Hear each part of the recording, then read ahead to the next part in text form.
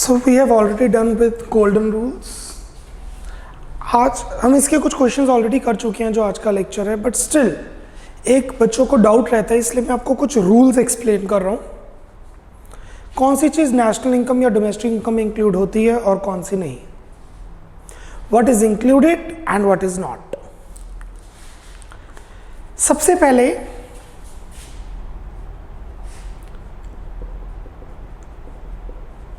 आप ऊपर हेडिंग दे सकते हैं अपनी कॉपी में, what is included, what is not included in national income और domestic income. What is included slash what is not included in national income और domestic income. First, final goods include होते हैं,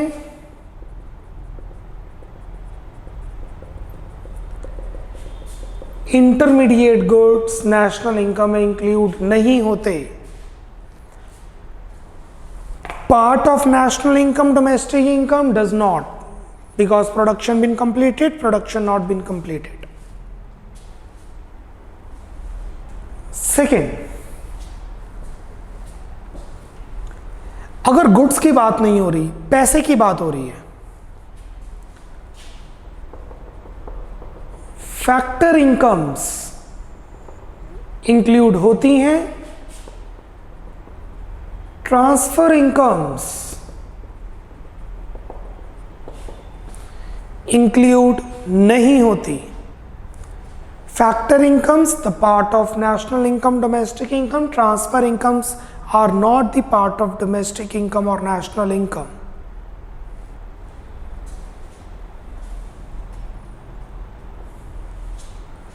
Third,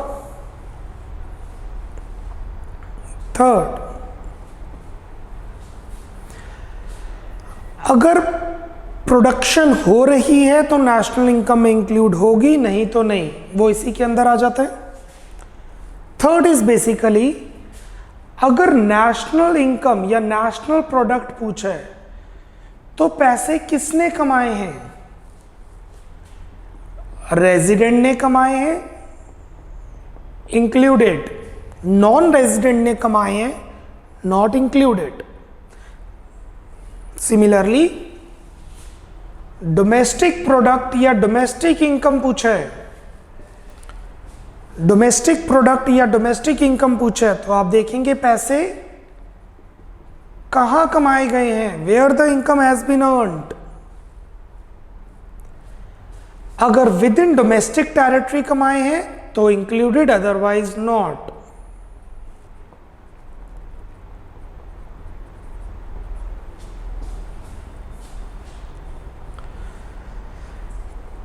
sometimes question properly frame नहीं होता है, sometimes, not always. You say like 1 in 100 chance, तो आपको reasoning के हिसाब से मार्क्स मिलेंगे। कहने का मतलब है कई पॉइंट्स के 2 आंसर हो सकते हैं, यस भी और नो भी, बिकॉज क्वेश्चन क्लियर नहीं होता कि वो प्रोडक्ट कौन यूज कर रहा है, यह क्वेश्चन क्लियर नहीं होता वो किस टाइप की पेंशन है, यह क्वेश्चन क्लियर नहीं होता पैसे कमाए किसने या कहाँ कमाए हैं। उन केसेस के अंदर आपको रीजनिंग, दोनों आंसर नहीं लिखने हैं, या तो आपने इंक्लूडेड लिख के रीजनिंग देनी है या नॉट इंक्लूडेड देख के रीजनिंग देनी है।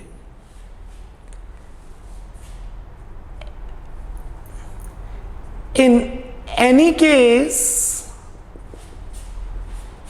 Reasoning is of utmost importance.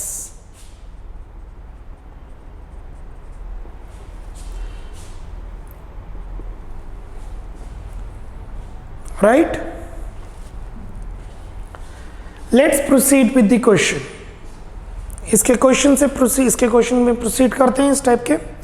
Question number 5, page number 27, page number 27, question number 5, page 27, question 5, giving reason explain how should the following be treated in estimating GDP at market price. Domestic product पूछा उन्होंने, domestic product में किस तरीके से इनको treat किया जाएगा।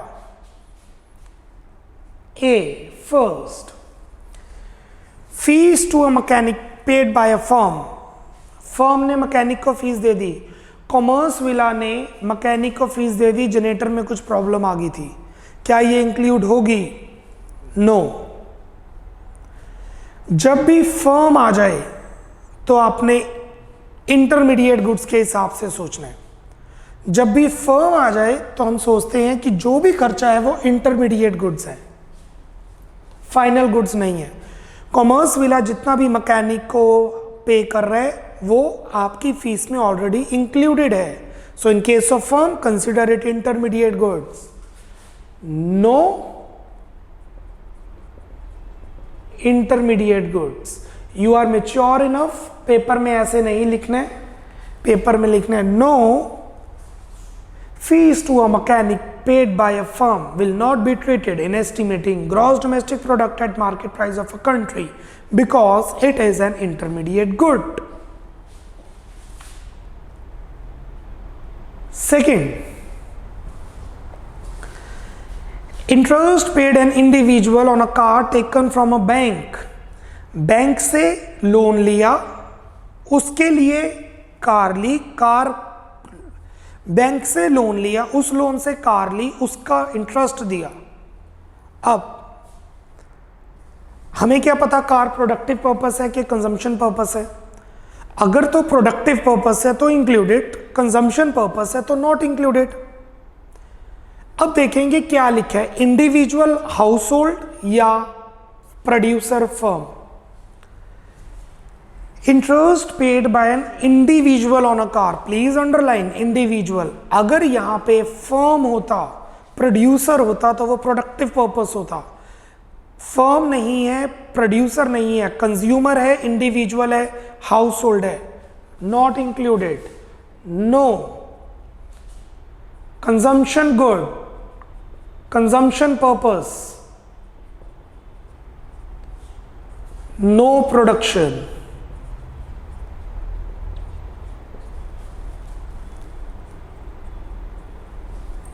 Third,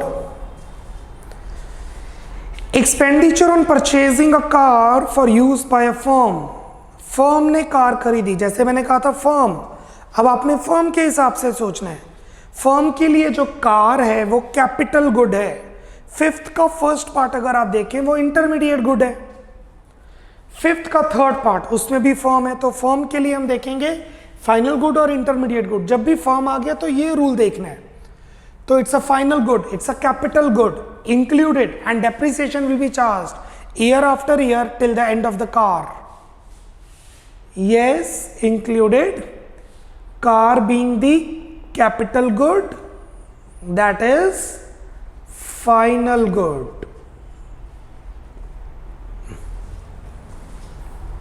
3 mark question it is.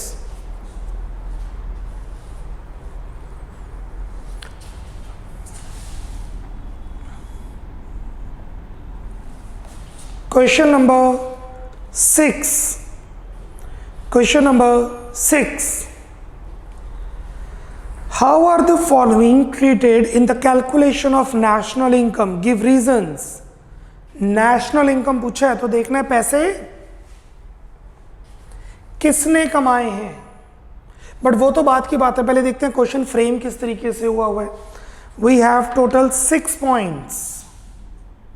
First, financial help given to flood victim. Assam में फ्लड्स आ गए, असम में फ्लड्स आ गए, हमने उनको कुछ फाइनेंशियल हेल्प डोनेशन दे दी, क्या ये इंडिया की नेशनल इनकम में इंक्लूड होगा? पैसे किसने कमाने की तो बात ही नहीं है, पैसे रिसीव किए हैं, it's a transfer income. No reason, it's a transfer income.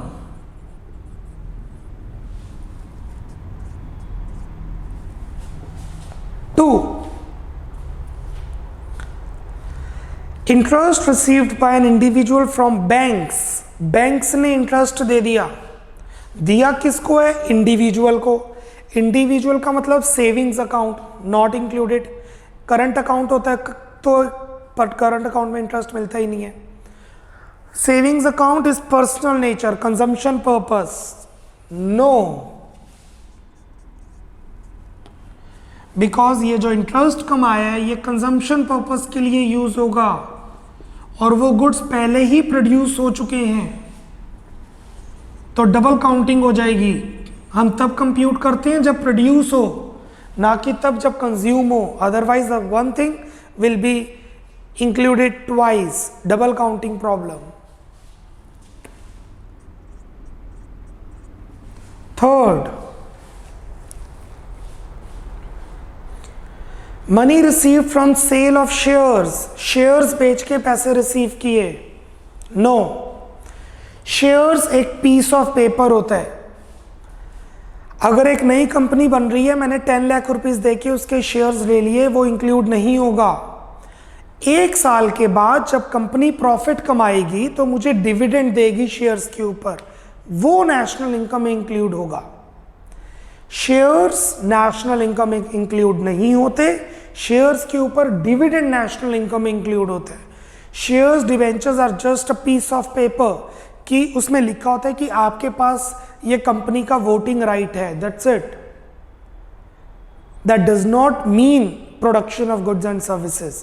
When they will produce, they will earn, they will pay me in the form of dividend, then we will compute. No. Reason? Shares, issuing of shares does not imply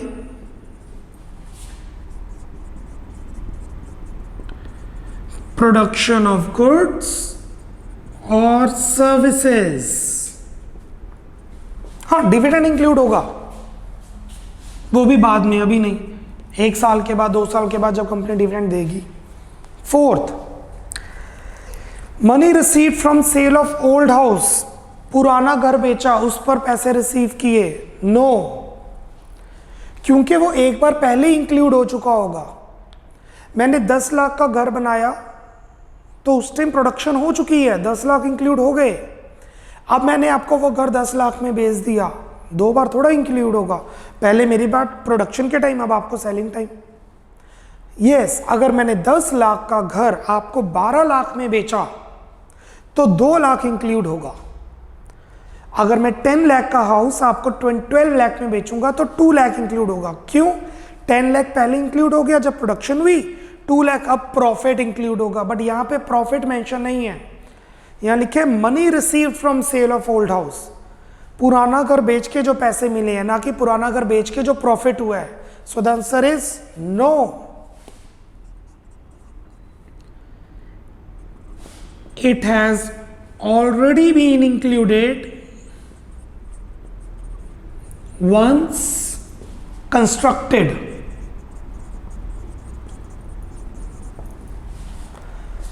उस time इसे include किया जा चुका है जिस साल ये बना था, तो दोबारा इंक्लूड नहीं होगा, बट अगेन इसका प्रॉफिट इंक्लूड होगा, लॉस इंक्लूड होगा, वो जब होगा तब देखेंगे। Fifth, payment of bonus to school employees, school teachers को बोनस दिया, क्या ये इंक्लूड होगा? Now, we have 2 reasons. We have 2 answers. अगर तो बोनस प्रोडक्शन एक्टिविटी के लिए मिले, ओवर टाइम, जैसे कि वर्क फ्रॉम होम हो रहा है या 6 घंटे का काम उन्हें 8 घंटे में दे दिया हमने करने के लिए, नो, हमने उनका काम बढ़ा दिया, तो उनको ओवर टाइम देना पड़ रहा है। क्योंकि उनको ओवर टाइम देना पड़ रहा है, प्रोडक्शन हो रही है, तो बोनस इंक्लूड होगा। If it is Diwali bonus, Diwali आ गई हमने ऐसे दे दिए पैसे, नॉट इंक्लूडेड, क्योंकि प्रोडक्शन नहीं है, उस केस में ट्रांसफर इनकम है। तो हमें देखना पड़ेगा कि बोनस किस पर्पस के लिए दिया जा रहा है, why we are paying the bonus. If the bonus is for productive activity then it will be included, if it is for non productive activity then it will not be included. Both reasons are right. आप एक लिखेंगे जो आपके mind में जल्दी जा रहा है, क्योंकि पेपर में आप अदरवाइज कंफ्यूज हो जाएंगे। Please take advantage of this experience. आप पेपर में कंफ्यूज हो जाएंगे। अगर आप दोनों लिखेंगे पूरा साल आप कंफ्यूज होते रहेंगे। एक लिखो, समझ दोनों लो, लिखो एक जो आपके माइंड में जल्दी जा रहा है, क्योंकि पेपर में आपका माइंड चल रहा है, मेरा नहीं। मैं दोनों आंसर्स दे रहा हूं। Fifth, yes, part of compensation of employees, that is salary, kind of production हो रही है, और no, bonus is paid for unproductive activity, that is transfer income.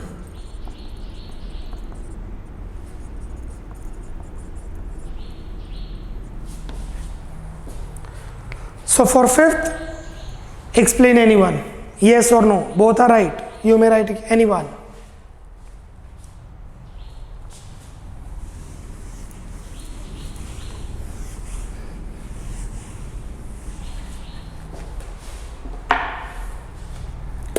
Sixth,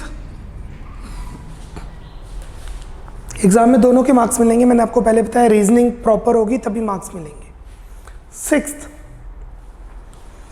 medical expenses paid by employer, employer ने medical expenses दे दिए, yes, included part of compensation of employees.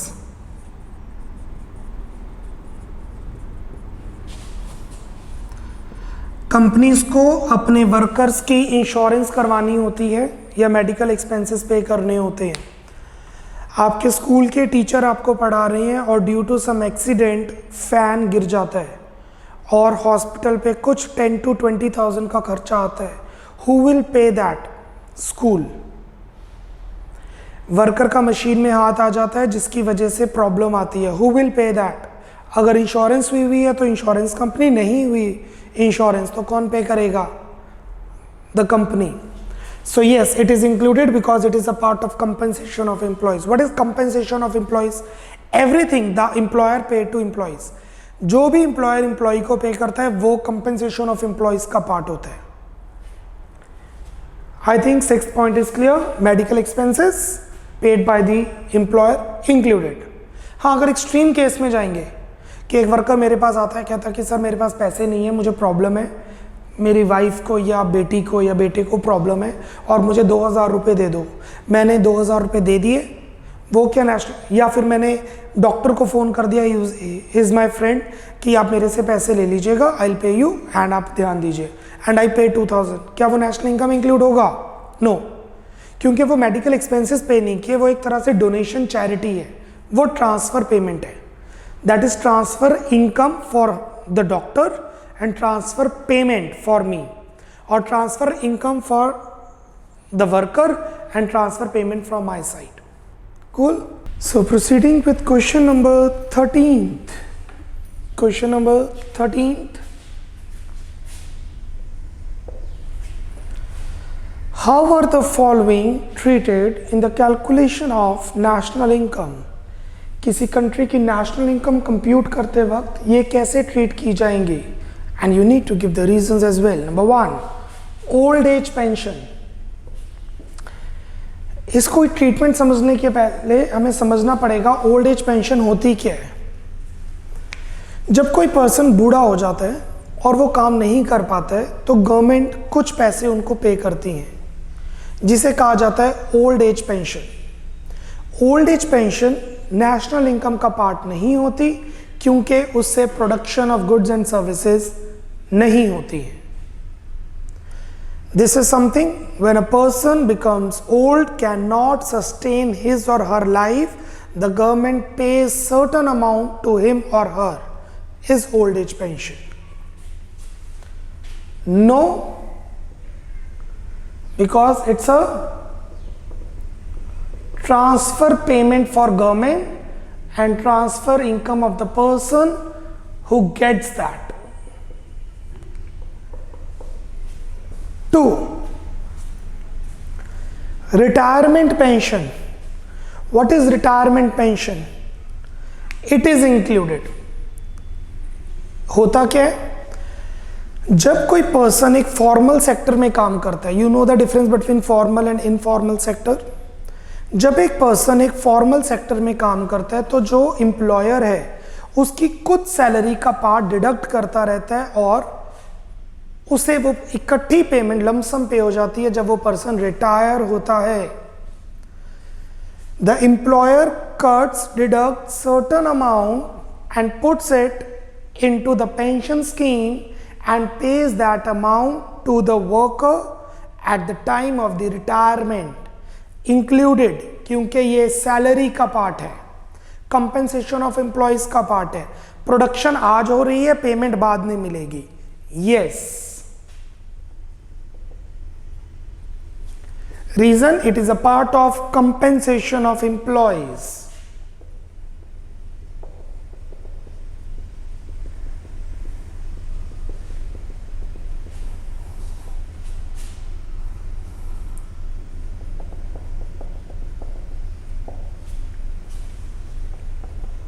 Third, purchase of a new car. नई car खरीदी है, अब देखना पड़ेगा किसने खरीदी है। फर्म ने खरीदी है तो कैपिटल गुड है, इंक्लूडेड। कंज्यूमर ने खरीदी है तो नॉट इंक्लूडेड, प्रोडक्शन प्रोसेस नहीं है, मेंशन नहीं है। तो दोनों आंसर ठीक है। मैं कंसीडर कर लेता हूं it's a capital good. Yes, purchase by firm capital good, और इस पे हर साल डेप्रिसिएशन चार्ज होगी। नो,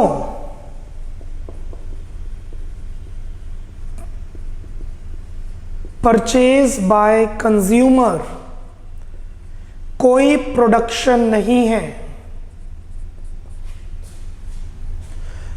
क्योंकि ये कार ये नहीं इंक्लूड ही नहीं होगी, ये इंक्लूड हो चुकी होगी, क्योंकि जब प्रोड्यूसर ने बना के मार्केट में डाला तब इंक्लूड कर लेते हैं।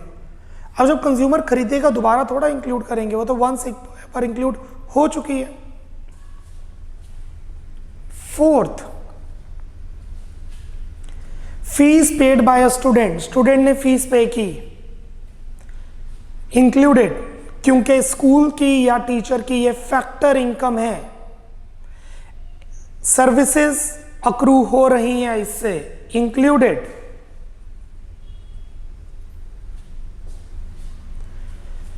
It's a service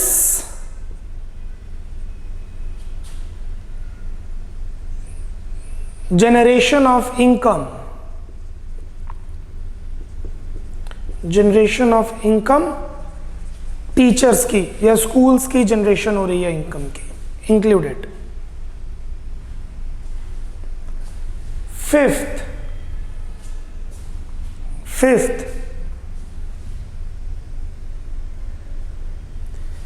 meals given to beggars, beggars को हमने खाना दे दिया, not included. Transfer, no, it is transfer income for the beggar और the transfer payment for the one who gives the meals to the beggar.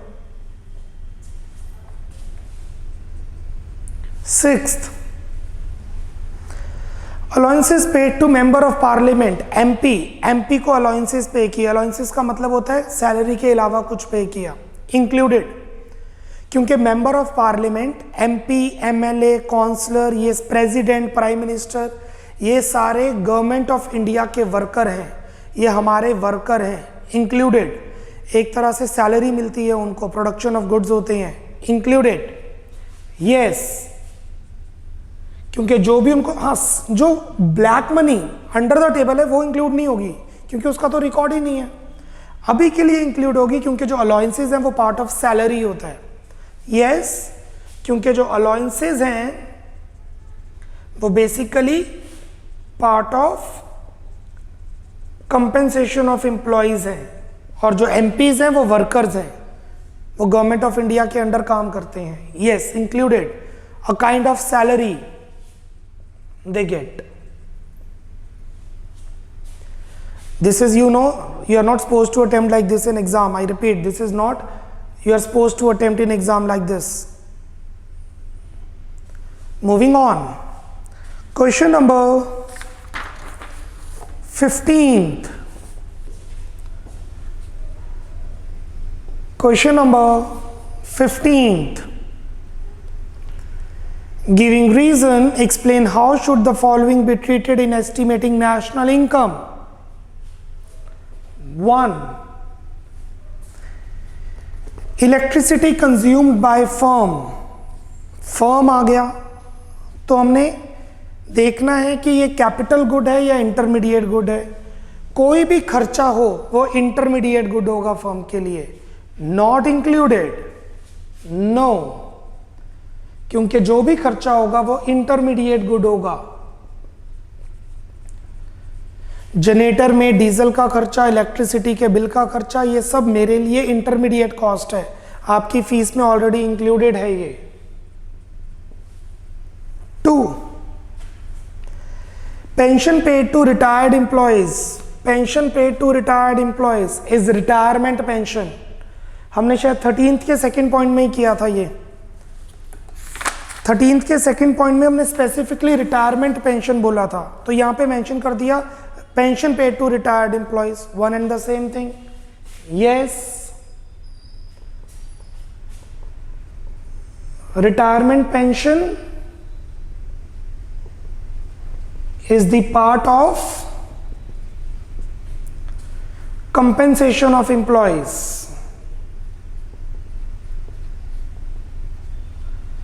Retirement pension is the part of compensation of employees. Third,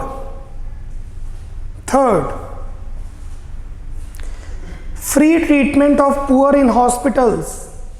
Free treatment of poor in hospitals. Hospitals में गरीबों की free treatment होती है. No, because there is no production.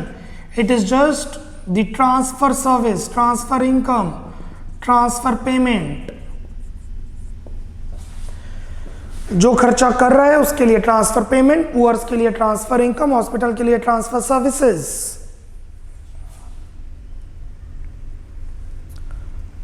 That's it. Moving on, question number 21. Good question, important one. 21.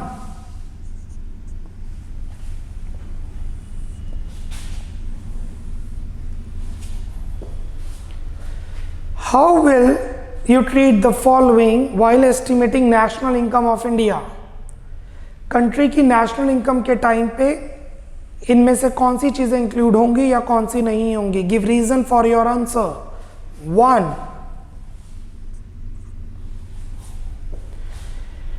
Dividend received by a foreigner from investment in shares of an Indian company. एक Indian company है, उस company के shares foreigner ने खरीद लिए. टाटा, रिलायंस, इसके shares mister John from Europe उसने खरीद लिए. अब रिलायंस और टाटा ने डिविडेंड पे किया. शेयर्स तो इंक्लूड होते नहीं, डिविडेंड पे किया. तो क्या ये नेशनल इनकम इंक्लूड होगा? सबसे पहले देखेंगे क्या ये फैक्टर इनकम है. सबसे पहले चेक करेंगे क्या ये फैक्टर इनकम है. डिविडेंड प्रॉफिट्स का पार्ट है, डिविडेंड प्रॉफिट्स का पार्ट है, तो यस ये फैक्टर इनकम है. फिर देखेंगे ये पैसे किसने कमाए, क्योंकि उन्होंने नेशनल इनकम पूछा है. बिकॉज उन्होंने नेशनल इनकम पूछा है तो हम देखेंगे पैसे किसने कमाए. पैसे कमाए हैं फॉरेनर ने. क्योंकि पैसे फॉरेनर ने कमाए हैं तो answer is no. No,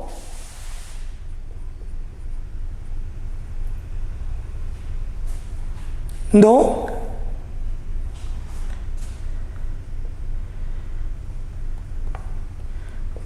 dividend is a part of profits, thus factor income, but earned by non-resident Indian. Foreigner ने बोला ना,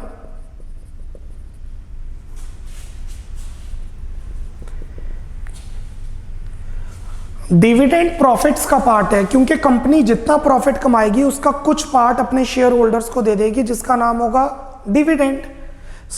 डिविडेंड प्रॉफिट्स का पार्ट है, तो वो है तो प्रॉफिट फैक्टर इनकम, बट कमाया किसने है? फॉरेनर ने, और फॉरेनर है नॉन रेजिडेंट, इसलिए ये नेशनल इनकम इंक्लूड नहीं होगी। Second part,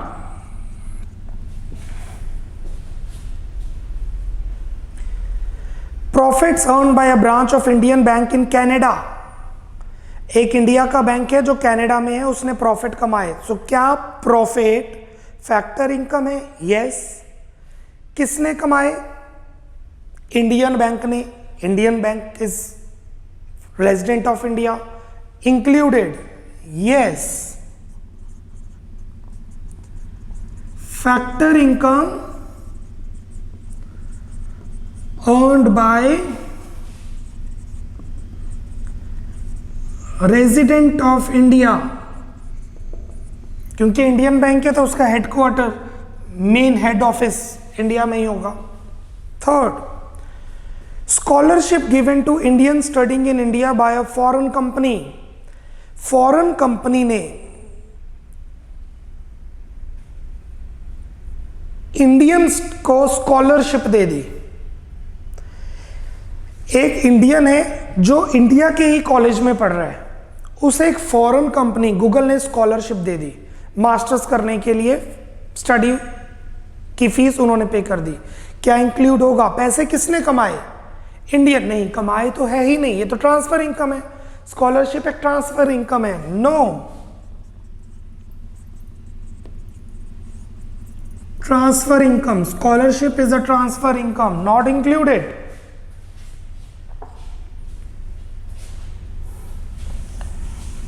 Moving on, question number 22. Moving on, question number 22.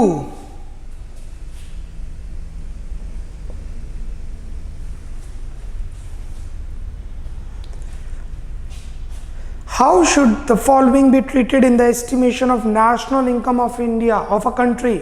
जब कंट्री लिखे हम इंडिया के हिसाब से ही सोचेंगे, बिकॉज हम इंडिया की मैक्रो इकोनॉमिक्स को स्टडी कर रहे हैं।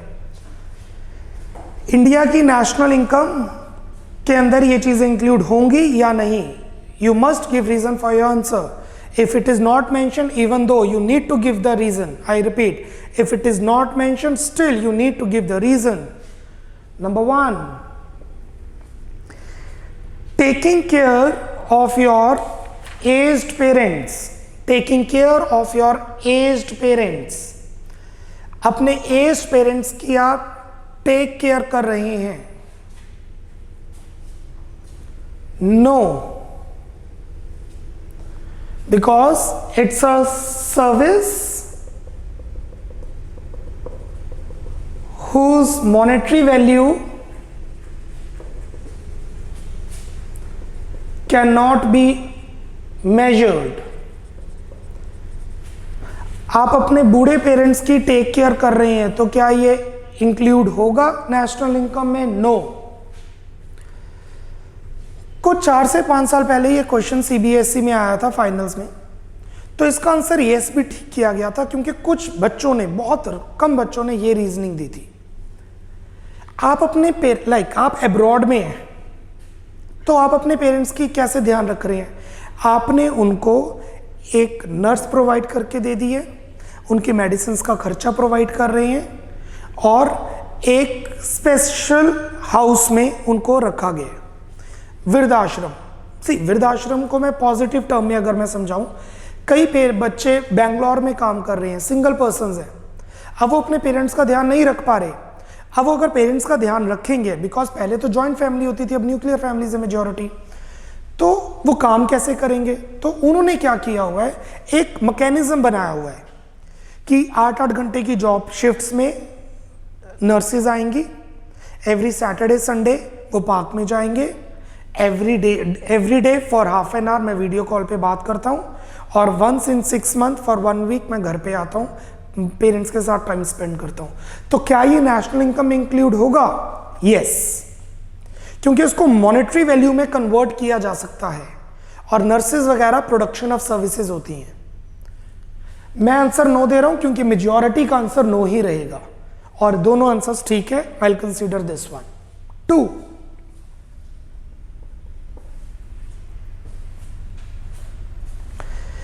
payment of corporate tax. What is corporate tax? It is a tax paid by the corporate firms. Corporate tax is the tax paid by the business firms, companies. ये national income में include नहीं होता क्योंकि tax profits में से पे होता है, प्रॉफिट्स पहले ही इंक्लूड हो चुके हैं।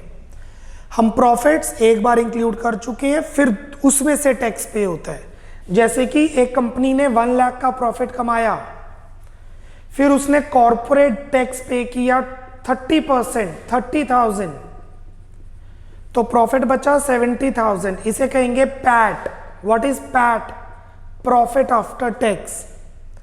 क्या ये 30 नेशनल इनकम में इंक्लूड होगा? नो, क्योंकि हम पहले ही 1 लाख के प्रॉफिट्स इंक्लूड कर चुके हैं, तो ये 30,000 इसमें ऑलरेडी इंक्लूडेड है। You will not include separately, you will not include it separately because this 1 lakh already includes this. No,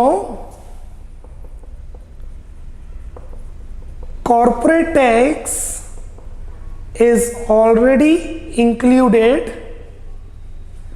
in profits, full stop. Thus computing it will add up to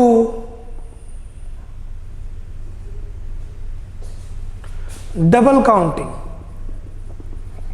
एक चीज 2 बार include हो जाएगी, इसलिए हम इसे include नहीं करते हैं।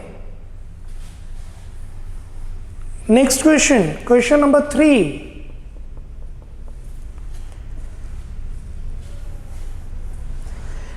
Expenditure on providing police services by the government. Government ने पुलिस सर्विसेज पे खर्चा किया, पुलिस को, कमिश्नर को, डीएसपी को सैलरी पे की, या जितना पेट्रोल का खर्चा पड़ता है इनकी पेट्रोलिंग के ऊपर वो खर्चा, क्या नेशनल इनकम में इंक्लूड होगा?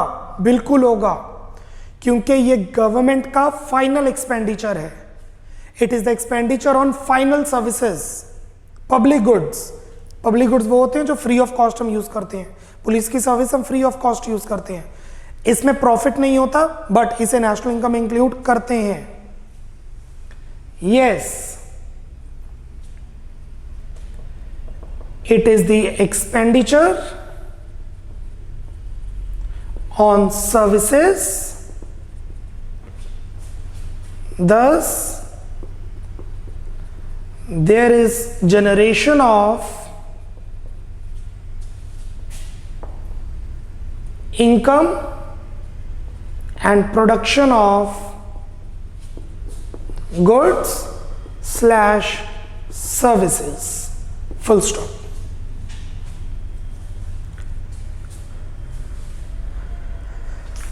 Question number 24 and question number 73.